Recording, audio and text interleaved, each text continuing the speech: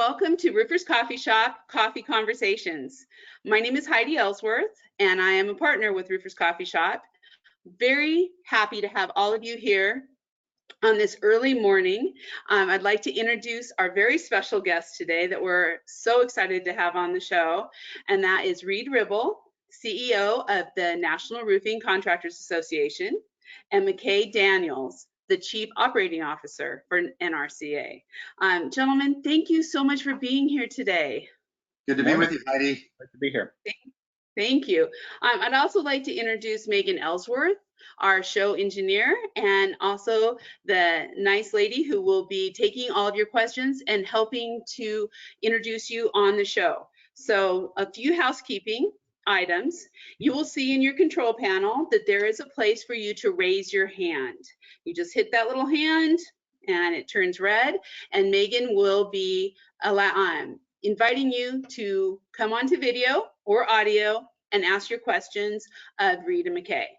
You can also, if you would prefer, write your questions in the chat question box, and Megan will also be watching those. If you would rather not be on video and just have Megan read those, just let her know and she'll read those questions and we'll go through them. We have also had questions come in ahead of time. So I will be asking those questions as we go along, and then we will bring in other folks. So this is all about the roofing community being able to talk to our fearless leaders during this time to really understand what's going on. I'm very excited about this. So I say, let's get going. Okay. So the first question that we have out there, and it's going to be a general question, and Reid, I'd like to put this towards you, is can you tell us what you're hearing from roofing contractors around the country? Kind of, you're hearing everything, so what is the tone and what's the news? Well, it kind of depends where they're from. As you know, the various states have adopted their own guidances regarding roofing being an essential worker. So if I'm listening to a contractor from California possibly, or Pennsylvania, where they've got relatively strict controls, I'm hearing that business has dropped way off. The only work going on is public works or emergency work. Pennsylvania, you actually need to even have a variance to do that work. Other parts of the country, Texas, Tennessee, where I live, it's all been pretty good actually. And so it's kind of all over the map. We are seeing a degradation of residential roofing leads coming in. And we think that's due from the fact that consumers don't want a roofing crew that they don't know at their homes. And so we expect a degradation of residential roofing to continue through the crisis. But roofing, as you know, is something that every consumer needs. They need that protection. They need a roof that's dry. So it will create a level of pent-up demand as we come out of the crisis, and we expect that business to recover. Wonderful. McKay, what are you hearing from other parts of the country also? Similar, and then regardless of the market that somebody's in or the systems that they are involved in installing, it's uncertainty. It's safe to say that regardless of your circumstance and your backlog, this crisis has been unfolding at a record pace. And so the landscape in which a company is operating today may be very different than the landscape they were operating under a week ago even, or a week from now. And so one thing that we keep hearing at NRCA is questions from shops about what may be coming next, or a rumor that they've heard, or what do I do in this situation? It's developing so quickly and changing so quickly that uncertainty in general is what keeps bubbling up in a broad theme. You know, I hear those same things. A lot of people just have a lot of questions, but yet I also hear this resilience of the roofing contractors as they are going to work, doing business, taking care of their customers. It's made me very proud of our roofing contractors out there, how they've handled things. But there is a question that came in, and it was about the $600 plus up. And what's going on with unemployment? Do you lay off? You know, some workers want to be laid off so they can make more money on unemployment, but yet we're still an essential business. So Reid, can you address that for our listeners? Sure. The CARES Act did two things to protect workers. One of the things was the plus up of unemployment benefits. So I'm going to use the state of Illinois as an example because every single state has their own rules related or regarding how much or what percent of a worker's gross wage their unemployment insurance pool covers. So in the state of Illinois, it's about 40%, 47% of gross wages. And so with a $600 plus up per week, pretty much anybody earning $52,000 a year or less would probably be actually earning more money on unemployment than they would being employed. And so it creates a dilemma. And on top of that, there's even some benefits for dependent children. And so we're going to see more of this going on. The other phase that the CARES Act did was created payroll protection plans for small businesses. So a roofing company that is staying working and they've kept their people employed can apply for a loan, which becomes a forgiven loan or a grant at the end of the crisis. So it'll cover about 8 weeks of payroll, along with rent payments, interest on your mortgage, health insurance, payroll taxes, etc. And that portion of the loan gets forgiven, so you don't have to pay it back. And so I expect some roofing contractors to, if they need to encourage workers to stay at work because they're now competing with unemployment insurance for wage, that they may actually bump wages up a little bit in the case where that occurs and where it happens. But it varies all around the country, Heidi, and because every state is paying a different percent of gross wage as the baseline. And so, but I've got great confidence in roofing contractors around the country and small businesses. They're going to do what they've always done, maintain competitiveness. They're going to make sure their workforce is safe and healthy and properly paid. And so, but it can be a challenge when the federal government creates a policy that causes you to compete with them. It was something that a lot of conservatives in the Congress opposed, but it was like all pieces of big legislation like that. There's a lot of give and take and a lot of trade-offs, and quite frankly, it became very, very political. You know, the administration wanted to do everything under payroll protection to keep people employed. It's a noble cause, but it's also a political one, because if the unemployment numbers don't spike up much, it looks like the crisis was managed correctly. From the Democrat side, there's a presidential election in November. They're in the minority. They'd like to control the White House.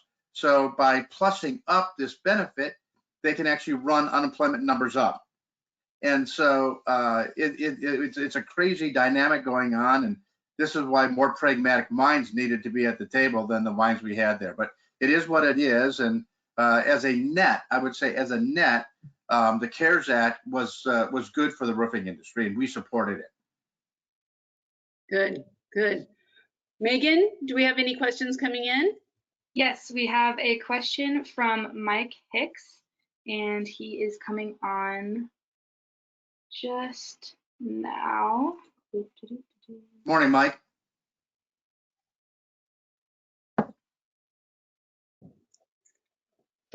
Can you hear me? Hey, Mike. Perfect.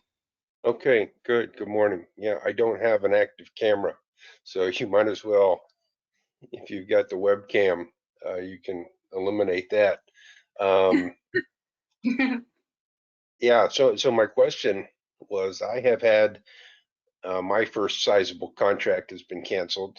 I was fearful that it was going to happen. I think everybody knows it's going to happen. But until the first one occurs, you're feeling lucky. I just wonder, if this is the first of many, the first of all, what are you hearing from contractors around the country? I spoke, and McKay, you can chime in here anytime. I spoke to about 50 contractors last week. Cancellations are rare. But I would say increasing in frequency. Most things that we're seeing are suspensions, where a job that was scheduled to be done is still contracted to be done, but they've requested that the roofing contractor delay the beginning of it, as opposed to a flat out cancellation. However, there have been some cancellations, particularly if you're in the retail space or restaurant space, we're seeing more cancellations than what, it's not more than you'd expect. It's about what you would expect for companies that are completely closed down. McKay, what are you hearing? Similar, and the advice that we've been given to folks has been taking a posture of caution. Reid talked about the CARES Act and the PPP loan availabilities that are out there, and we've heard from contractors who have been applying for those loans and those programs defensively as an insurance policy, if you will, against what may be coming. If their backlog, if a company's backlog is getting whittled down and the phone's not ringing like it used to, taking a defensive posture to shore yourself up for the coming months. Yeah, Mike, it's really important to the degree you can. As you know, when the economy recovers, we're going to be right back into a worker shortage. And to the degree that you can maintain your workers during this time, that's what the payroll protection offering was to help you hold on to those workers for the next 8 weeks, even though you might have some cancellations. But we do expect to see cancellations increase the longer this goes on, as people begin to get concerned of their own cash flow. So along with this, the cancellations and potential suspensions of work, we're advising our members and roofing contractors around the country to pay very, very close attention to their own accounts receivables. And this is especially critical in jobs that have been suspended, where you might have inventory loaded at a job site. You might even have some work done in progress that you get paid for those materials and for whatever work you've got in progress going on, and pay very, very close attention to your accounts receivables because you don't want to be last man standing here. No, we've managed that very well. We're in good shape. We had a good cash balance to start with, and I haven't bought anything but one particular brand of vehicle for almost 12 years. It was one that didn't take a government bailout, so that's my kind of my mentality. But in this particular case, where this wasn't bad management, I did not want to be standing on the outside looking in, wishing that I had applied for the loan. So we had our loan got filed at 4:45 on Friday, I believe, and I think well done. Early. But yeah, I'm not worried about the short term, but I wonder, can we really rebound the way the president says we're going to? The airline industry, I think it's going to be a while before people are willing to get back on airplanes again, and that is such a big part of the global economy. Without the movement back and forth and just the freedom and comfort of travel, I wonder if the recovery is going to be very spotty geographically. I think you're probably right. I think it's not only going to be spotty geographically, it's going to be spotty by industry. So right now, there's hardly a restaurant in the country that's open if it's a sit-down restaurant. We saw recently one of the national steakhouses basically shutter their doors and send 18,000 people home. And so it's you have to figure there's a cascade effect, right? So if restaurants aren't doing business, they may not survive, and small retailers, they may not survive. And now if they don't survive, they can't pay rent. If they can't pay rent, then the landlord can't survive. And so there could be a cascade here depending how long this goes on. And so thanks, Mike. It's great having you on the webinar today. Well, and we're, just to jump in, we're doing this in almost fast forward. With the Great Recession in 08, it took months and months to get the unemployment levels that we're seeing in 30 days. Just today, and the numbers came out, what, another 6.6 million applied, and those numbers are 10 times what the previous record was in a given week. So it is unprecedented times, and taking a conservative, cautious approach, like it sounds like you're doing, Mike's probably the right way to go. Perfect. And Bradley, I believe you're on with a question. Morning. Maybe needs to be unmuted. Yes. No audio, Bradley.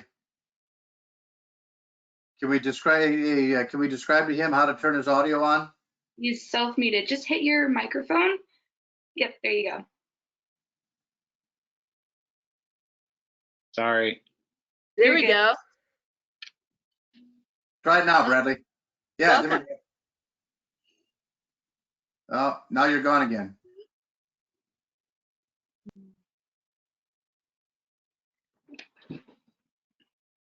Let's see if we can get some vocal for you, Bradley. Yeah, we'll try to do that. And in the meantime, while you're working on that, Megan, we'll go on to our next question. We'll be So right back here, Bradley. Did I hear him? No? Okay. While we're waiting for the Bradley to get on so we can hear him with his audio, and Bradley, when you, Megan's working on it right now. So one of the questions, and I think this really kind of ties into what we were just talking about, was essential workers. And really that how fast that is changing between essential, non-essential, state, jurisdiction. So maybe McKay, you can start out on this one. What you're hearing on the essential worker Can you hear part. me now, Megan? Oh, there we go. Bradley's back. There we go, Bradley. Okay. Thank you. You're welcome. Morning. Good morning, Bradley. Good morning. So I had a question regarding PPP and regarding vacation PTO time. Is it advisable to include and keep paying out vacation time or PTO time for slow weeks? You know, I feel very fortunate. We're up here in the Northeast Boston. We have had a pretty decent run of work through this crisis, although it has been spotty. In order to keep up with the loan application, are we advised to continue to pay out maybe vacation time or any PTO time? Kind of up to you how you want to deal with it, because PTO comes out of your payroll. So when the banks do the audit at the end of the period, it'll show up as payroll. You didn't lay a worker off. They just took their earned vacation time, and it should be a forgivable expense. McKay? Similar. I mean, if you're able to draw that down now, if it is a little lighter on the workload side, in anticipation of the work being there later this summer, when you're going to need every hand on deck, hopefully to be digging through the summer busy season. Having guys take time now while it's slow versus later when you're busy seems like a good way to do it if they've got the time. Okay, thank you. Appreciate it. I hope everyone stays well and safe. Bradley, Bradley, Thanks, a Yes, question back for you, Bradley. How's it worked out with the city of Boston? We were just about to talk about essential versus non-essential, and I know Massachusetts and Boston in particular was a hotbed for construction debate when this crisis first came unfolded. How did it play out with you? So there is quite a contention between the mayor and the governor, whose authority takes precedent. The mayor has stopped all work within the city of Boston. The outskirts of Boston, again, we do some work in Boston, which all of our jobs currently are shuttered, but we also have work outside of Boston, so therefore we're able to work. It's been a tough go for sure. Oh. Yeah. Thanks, Bradley. And Heidi, that goes right into your question, and Bradley's case study hits it right on the head. The answer is it depends, and even within states and localities, you could go have the state saying one thing, the county saying another, and then the mayor of a big city saying yet a third thing.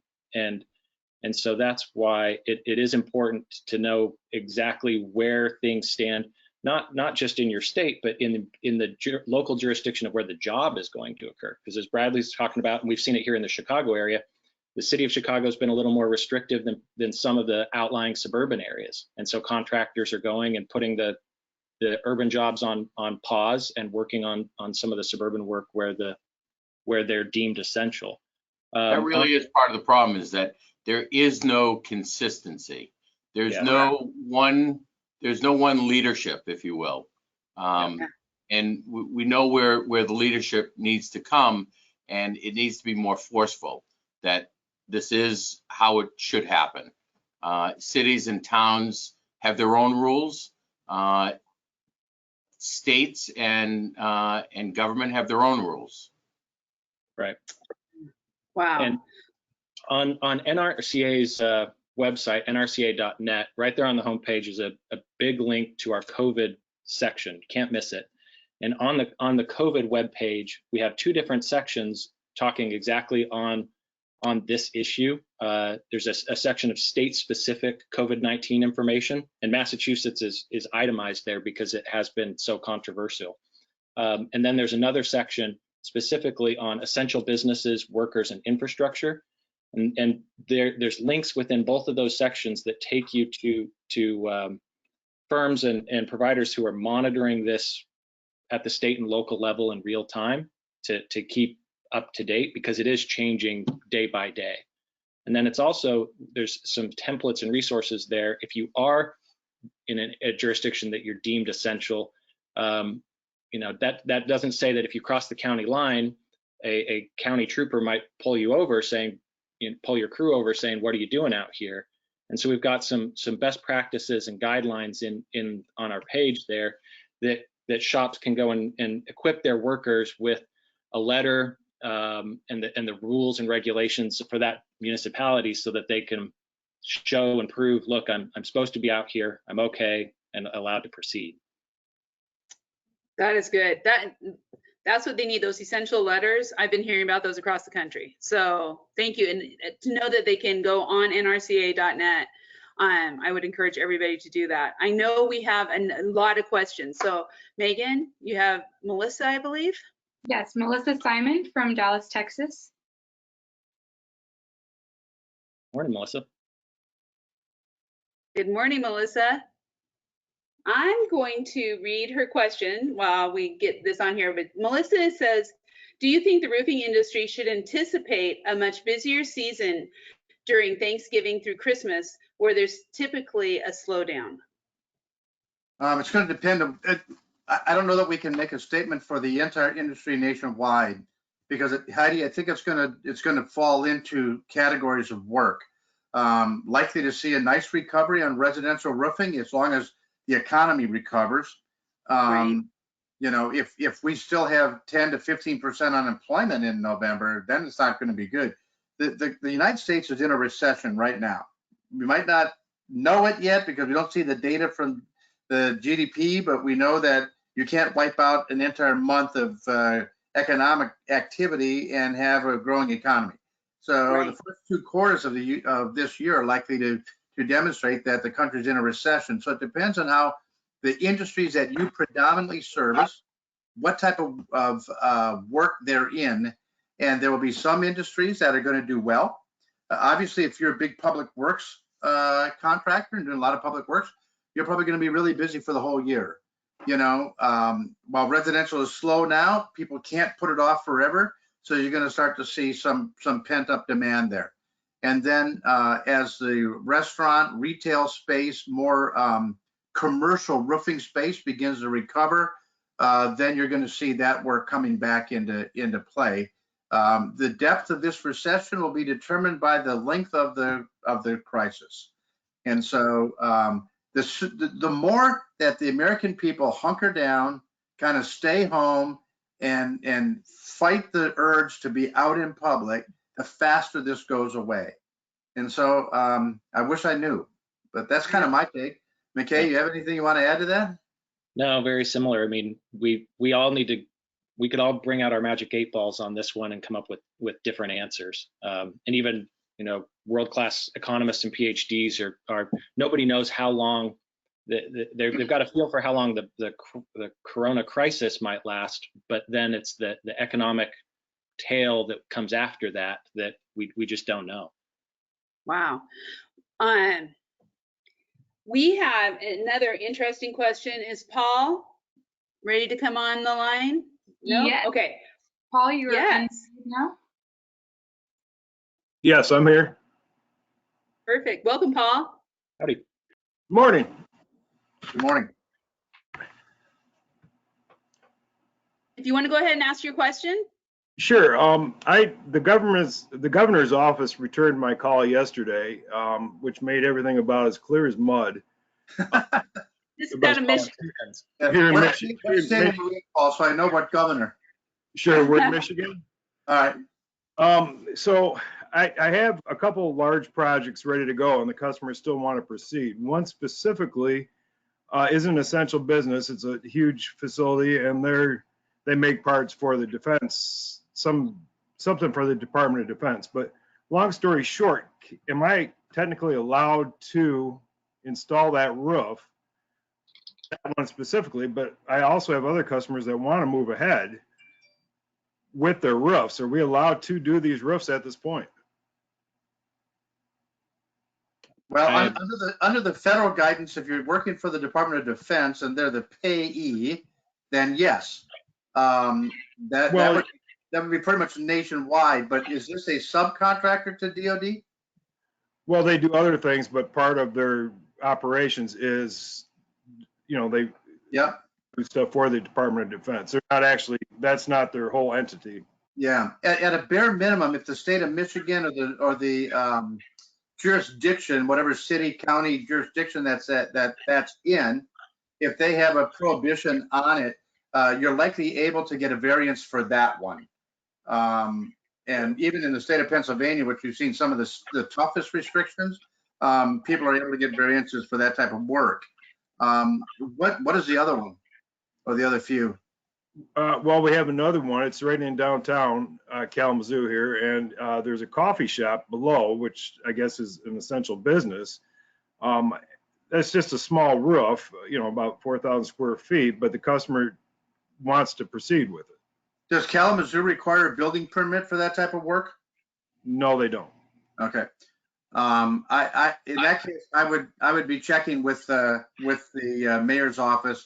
At the end of the day, it's typically the local jurisdiction that has the most say on this stuff because they're responsible for the enforcement of it. Okay. And it looks like, just checking out our site, has Michigan changed its statewide posture lately? As of the 23rd of March, it's showing that Michigan was following the CISA, the Cybersecurity and Infrastructure Security Administration in DC. They put out national guidelines at the beginning of this, which, while they didn't explicitly carve out roofing, it did talk about construction broadly and deemed construction broadly as essential. If Michigan is still operating in accordance to the CISA regs, you might be all right. Okay. But to be Paul, good luck. Thank you. better safe than sorry, always check with your local jurisdiction to make sure. Absolutely. For sure. Thank you. Thank you. Next, we have Wendy Marvin out of Washington. And Megan, is Wendy ready to come on? I believe so. Wendy, you're unmuted. Thanks for the warning. I didn't have my glasses on. Oh, sorry. Hey, good morning, Wendy. Good morning. Good morning. Hey, not to take us backwards, but I've been following a lot of the SBA options, EIDL, the PPP loans, just trying to stay ahead and, like you said, prophylactically applying just in case we need it. The PPP is turning out to be really interesting, and I'm wondering if you guys, as an organization, are staying ahead of the claims right now is straight up that there's not going to be enough funds available for all the people that have applied. There's also some additional concerns now. I applied for the EIDL loan 3 weeks ago or 2 weeks ago when it first came out. I got my confirmation letter. Now they're saying that the SBA server has crashed and that most people are probably going to have to reapply. Kind of the typical circus that we get, and then amplified because of the sheer volume of what we're dealing with. But in particular, that PPP loan, if we need that, that's going to be a big one.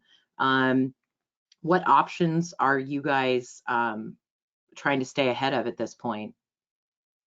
We weighed in yesterday with the House and Senate leadership because we think they're likely to vote today or tomorrow. Well, to the degree that Congress votes anymore, the leadership is likely to pass via unanimous consent, which is a political procedure, a parliamentarian procedure to pass legislation when members aren't in town.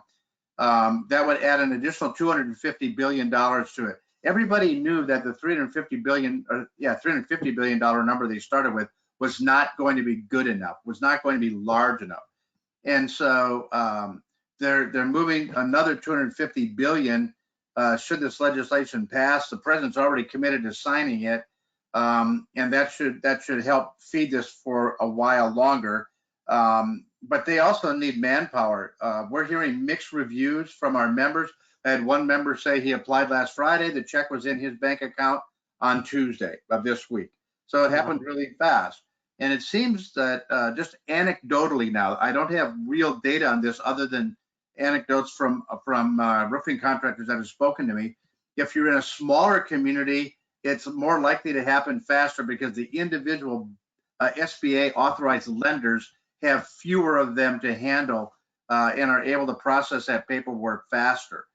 And so those that are in larger metropolitan areas, the handful of banks that do this type of lending got overwhelmed, and they're trying to shove so much information into the SBA. You have to realize that in a typical year, the SBA might only loan out $35 billion. So at $350 billion, this is a multiple of 10 times that amount. And the number of loans is a multiple of somewhere around 25 times. And so it's a classic case of government approving something without approving the hiring of enough manpower to actually implement it. And so we do believe you need to stay vigilant on it because that money is likely to come. McKay, do you have anything new on that?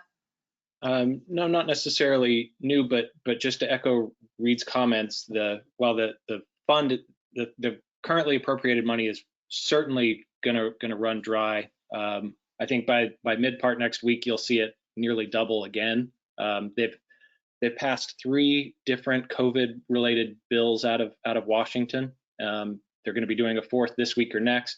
I'm guessing by the time this is all said and done, you're going to see 7, 8, or 9 different bills and iterations of federal support coming down the lines. But getting in early like you did and staying vigilant on the application process is important. But there should be additional money. And Wendy, I would also talk to your tax accountant or your attorney, your tax attorney or accountant, because the CARES Act and some of the other legislation that was passed before the CARES Act really created a cafeteria of options that small businesses can use. And some of those relate to lost carry forwards that you can actually go back now to your 2015 tax return, resubmit and get money as far back as that. And so there may also be some resources available to you via the IRS and the tax code that doesn't get talked much about because we're thinking in the immediate, and taxes are usually something that takes longer to process and take care of. But it certainly would be worth a conversation with your accounting firm on that issue. Thank you. Thanks you guys for all your hard work. We really appreciate you being out there for us. Welcome. Thank you, Wendy. Good talking to you today. Thank you, Wendy. Thank you. So just so everyone knows who's listening, Wendy Marvin will be our guest next week on Coffee Conversations. She's an RCS influencer, as is McKay. So a lot of wisdom in this panel. We have another question coming up, Megan, right? Yes, Reid Hitchcock. You are unmuted. There we go. Hey, good morning, Reid. Morning, gentlemen and ladies. I was wondering, I've heard anecdotally in some regions that there's actually been some uptick in some institutional re-roofing jobs and some commercial. I was just wondering what you guys are hearing about that on your side. Hearing the same thing. On institutional work like schools and universities, we're seeing a lot of that work being pushed forward because schools are now out, and some states are saying, well, they're out till April 30th or May 5th or whatever. Let's be honest, public schools are not going back in session this year. And so all over the country, school districts are now moving roofing work forward. And we're also seeing that at the institutional level with hospitals and universities. And so our members are reporting a nice uptick in that type of work. And so what you're hearing is the same thing, Reid, that we're hearing from roofing contractors. Good. And it seems to be happening all over the country. Yeah. Yep. Great. Thank you. Yep. Thanks, Reid. Great. Thank you for being on, Reid. We appreciate it. Thanks. you. We've been hearing that same thing. There are contractors who are coming saying, you know, we had a contractor out of San Francisco area who says they have one of the largest backlogs they've had. So I think we may have lost Reid. Are you there still, Reid Ribble? We'll come back on. There you go. There you are. Awesome. So we do have another question here, and I'm not sure it's from our friend Charles Antis, but it doesn't look like he's a panelist at this point. So I'll go ahead and read it while Megan, you see if he wants to come on. In response to the future projections, he said, let's notice how much greater weight roofing will now rank against travel, wine, dining out. We are needed, basic shelter. So it was more of a comment from Charles on really there are, you know, what roofing is doing for the country right now. Exactly. Charles, you are unmuted. Charles, thanks for that comment. I think you're right. I also think that there's an opportunity here with the amount of layoffs that have taken place for those roofing houses that are really busy. There are people who are looking for work. And so you might also be able to be a lifeline to some unemployed folks in your own community to help lift them up and help them find a new career. Agreed. Am I on? Yeah. Yes, Hey, yes, you Oh, hey, good Carl. morning. Thank you guys. This is so timely. The way you started and what you said, my team needs to hear this, and this is going to be recorded, correct? Yes. Yes. So and you'll have it available, and I would recommend all of us that are listening to send this around to your managers and to your VPs, because this is really helpful. We're going to sleep better as we talk about this. But my point is just simply this.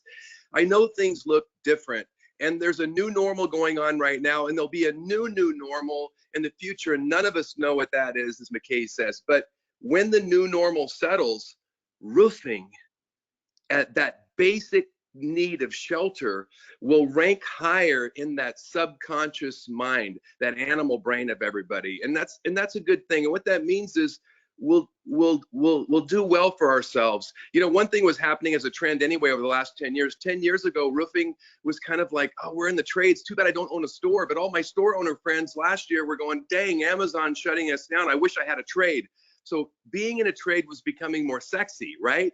And right now, I want us to see the good in this. You know, we have to be adaptive for sure, but you know, emerging from whatever rubble we will see will be roofing, and roofing is redefining itself right now, and we're seeing ourselves higher. So I want us, you know, you're very positive, you guys as leaders, and Reid, we emulate what you say. We sort of say it in our own, I say it in that California surfer guy way or whatever, but we all say the same things, and we are better together, and our future looks bright.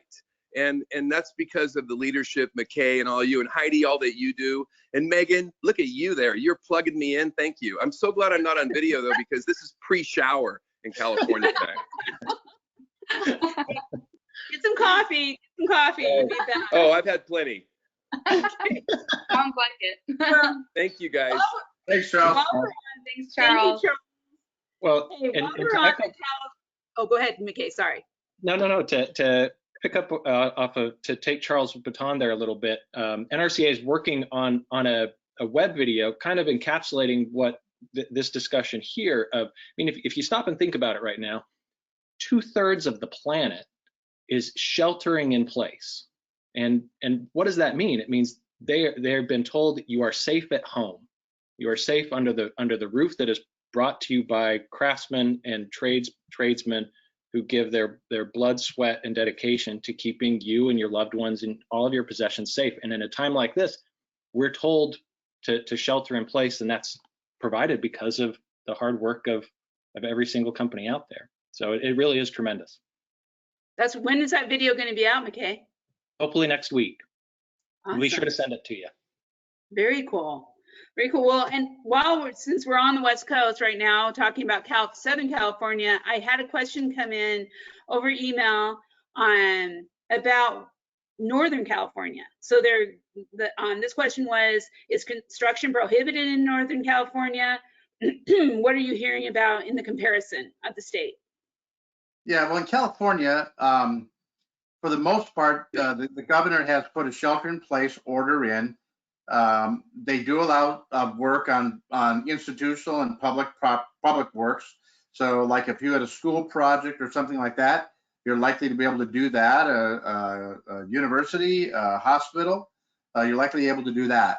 But as we mentioned earlier in this conversation, a lot of local jurisdictions are creating stricter requirements if they're in an urban or suburban marketplace than what the governors might do.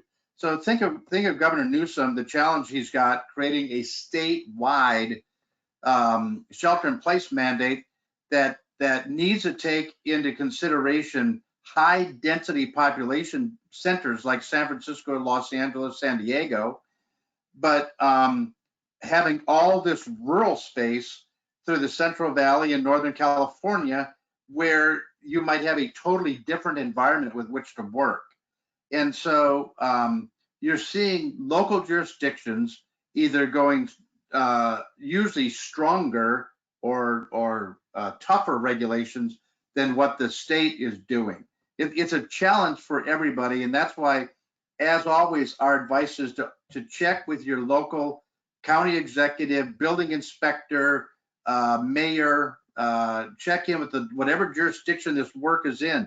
And if you're in an exurban area, like McKay said earlier, where you might go a block and go from one city into another, from one jurisdiction into another. It might look exactly the same, but there's a different government at play. You need to be checking the jurisdiction's rules in the place of the project, not the location of your company. And if you're doing that, you're likely to be able to do some work, even in California. But California has been one of the more aggressive states. You look at the infections per capita, per person, and California's rates have been pretty low comparatively to other jurisdictions and states in the country, and that's because they have been aggressive with the shelter-in-place policy. So it is important to make sure you're on the right side of whatever the regs are for your area. Great. Well, we have another question here that came in earlier, and it's about roofing day. So we're all sad that we're not going to be together in Washington, D.C. But the question was, what can we still be doing? What can the roofing community do to help RoofPack, to help NRCA advocacy, everything you're doing in D.C., maybe you can give some ideas to everyone listening. Well, I'll jump in here just to kick it off. Conversations like this, we've seen a transformation of live in-person meetings, and nobody's getting on an airplane and going to Washington anytime soon. But the internet traffic is up 25%, and people are homes, and that includes our elected officials and their staffs. And talking to, having worked there in a former life, talking to colleagues and friends. Communicating to your member via social media can have a double effect. The staff and/or the member themselves sees that video message or sees that tweet or post. But then also other people in your circle, in your community, sees your video message and sees your post and can begin to echo it. We sent out an action alert a few weeks ago urging our members to start communicating more and more with their elected officials and policymakers via social media to try to hit those two targets, a public message as well as a private one to policymakers.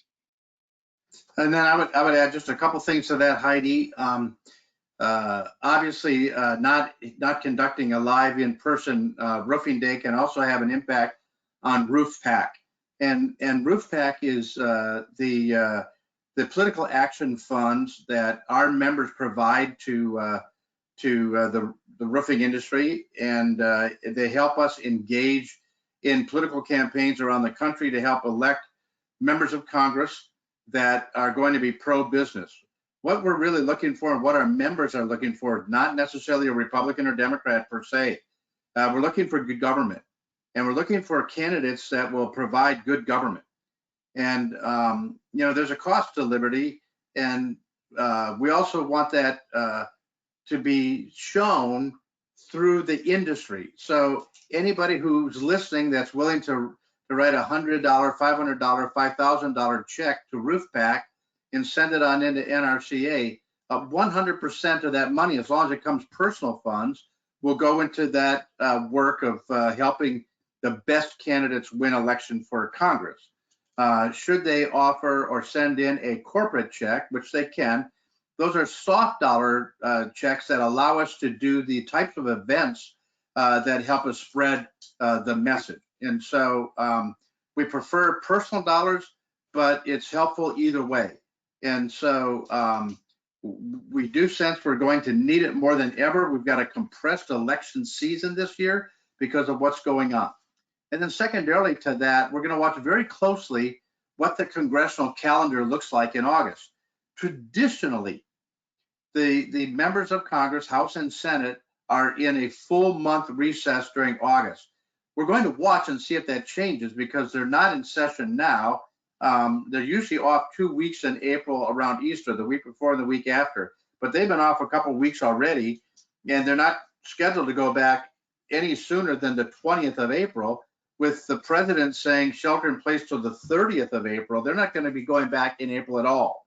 And so they've lost some legislative days that they may have to make up in August. However, if they are in recess on August and if the travel restrictions are gone, we're going to try to run a program called Roof the Recess, where we get every single member of Congress from the House and Senate invited to a roofing company in their congressional district or state, so that they can meet firsthand the men and women who proudly do the work that is so necessary to our country's safety and well-being.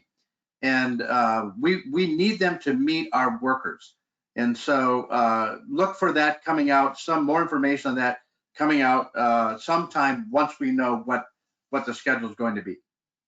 Wow, that's great.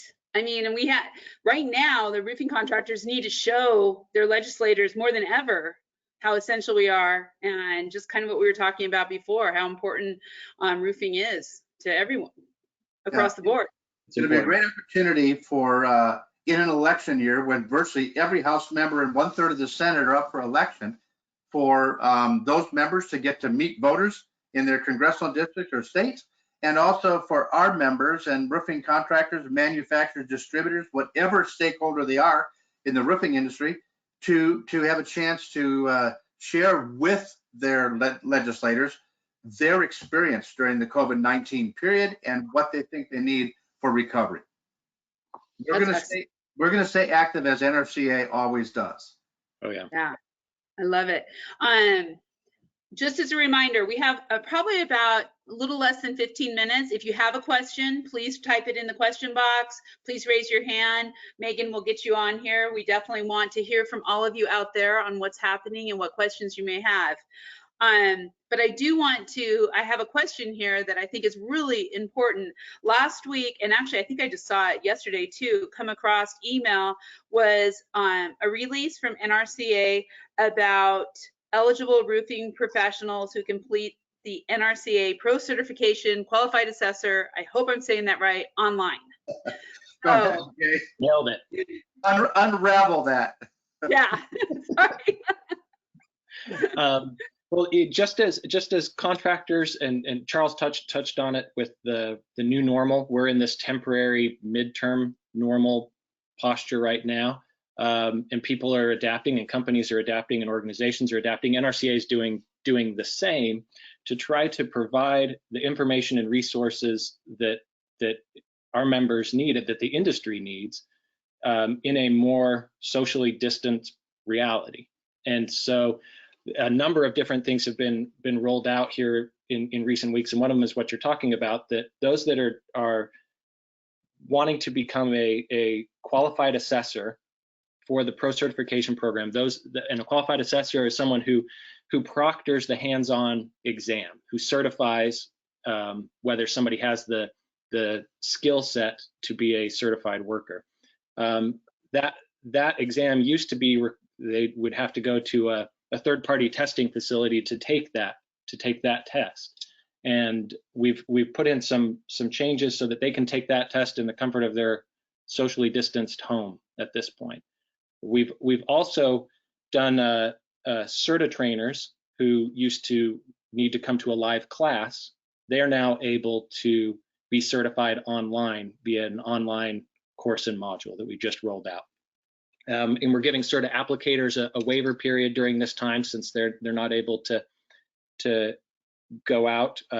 We've also got the track program that's online, and so people are able to do it from the comfort of their home or their shop without having to go out. We've really tried to provide tools and resources to companies and contractors in a delivery method that they can use right now.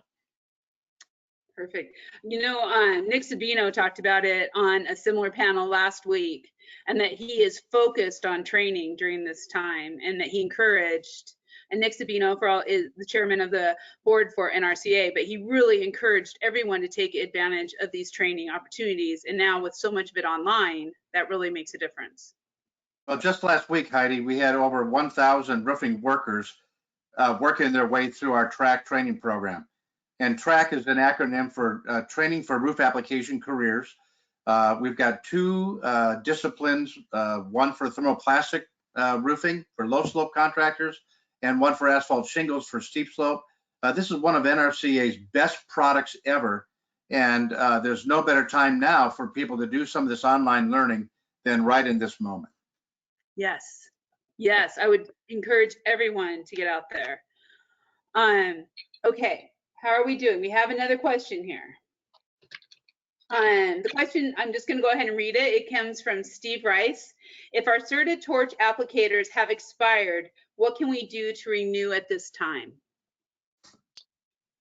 If the applicators have expired, we're giving a renewal grace period here for a few months. If he hasn't received notice yet, he should be soon, or his applicators will have already received a notice that they haven't expired. We're extending folks for the next few months, since it's tough for folks to get out and renew via a hands-on class.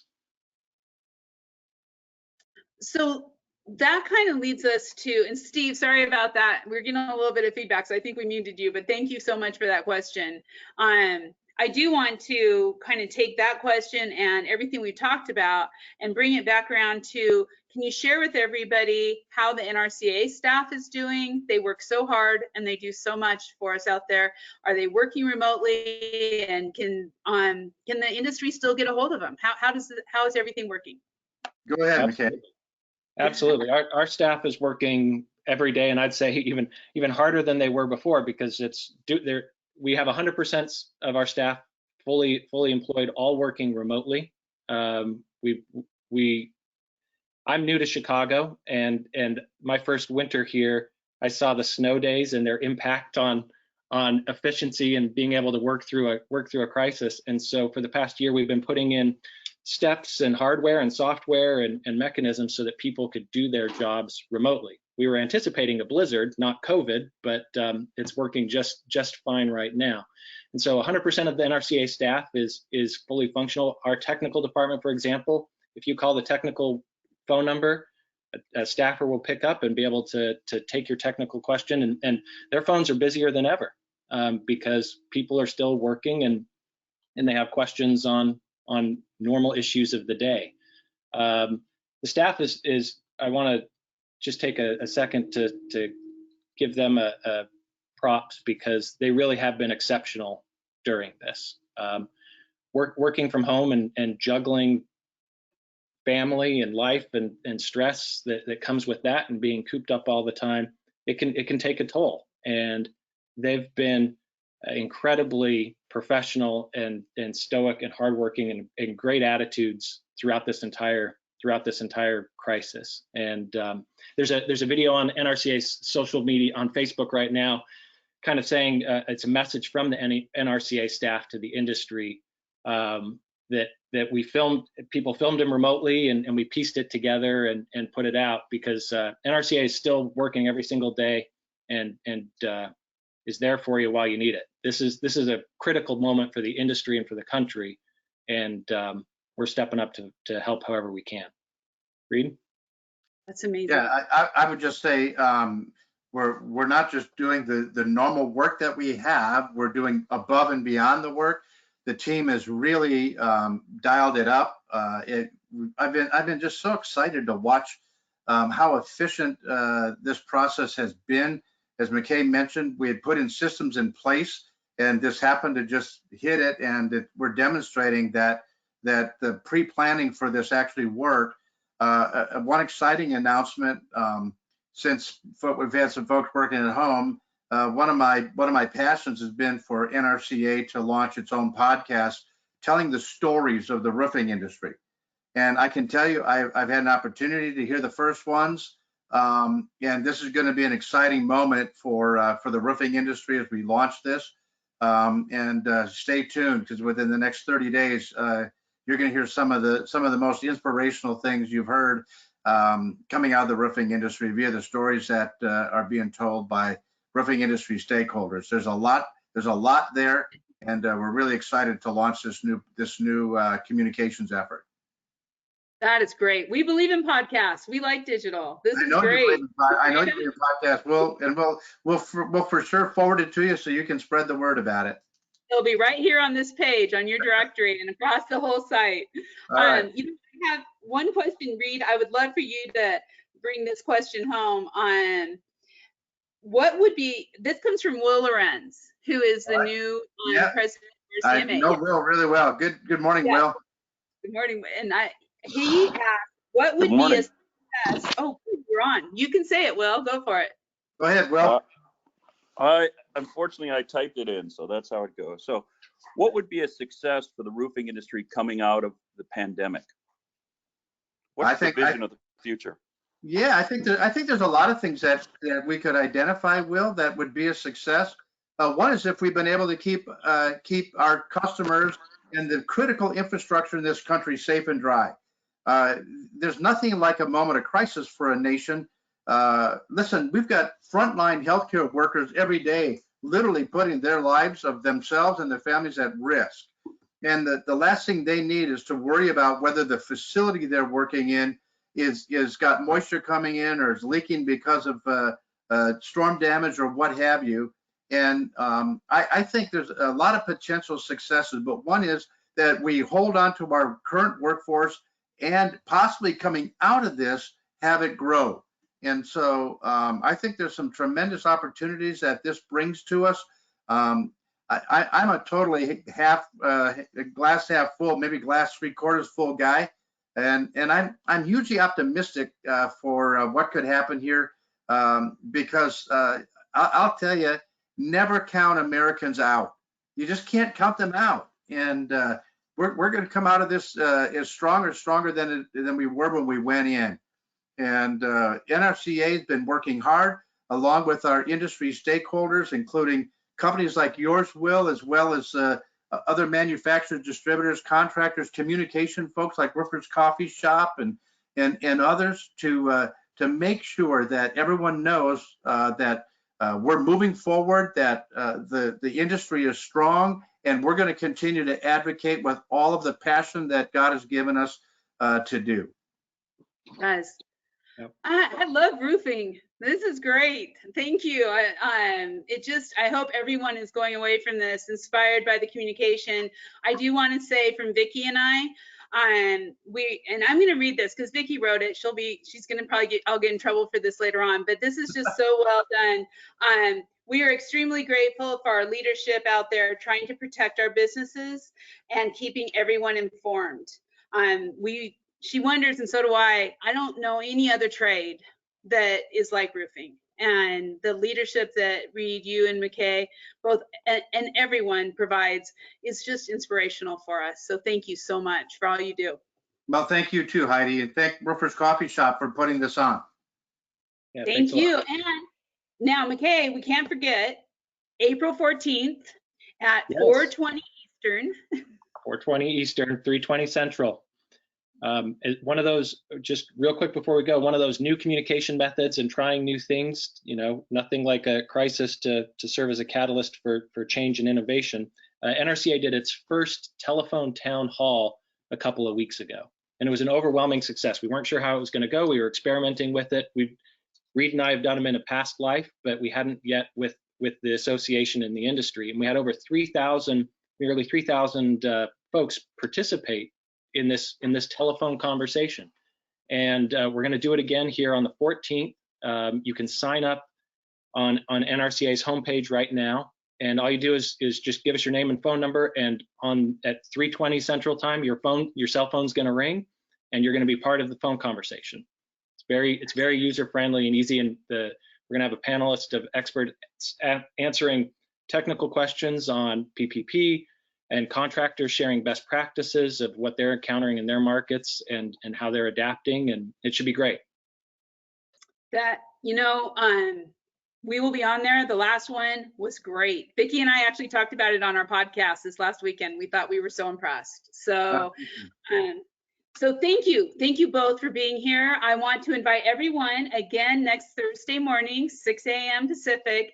Wendy Marvin, who was just on asking questions earlier, will be our guest, talking about her business, what's happening in the Pacific Northwest. She's an influencer. She just wrote a great article that's on the homepage of Roofers Coffee Shop.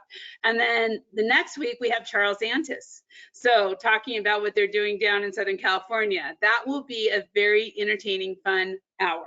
So I invite all of you to join us every Thursday. And again, Reid and McKay, thank you so much for being here today. Thanks, Heidi. Thank you, Heidi. Thanks, Megan. Thank you. Have a great morning. Thank you. Have a good day.